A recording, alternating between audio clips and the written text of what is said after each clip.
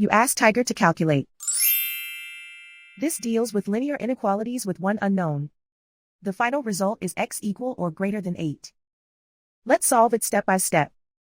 Group all constants on the right side of the inequality. Subtract 4 from both sides.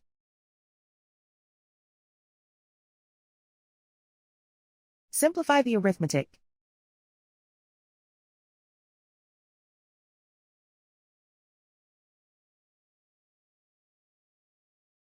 Isolate the x.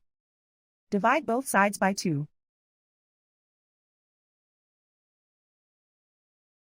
Simplify the fraction.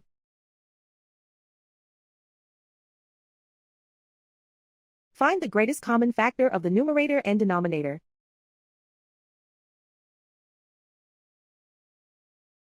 Factor out and cancel the greatest common factor.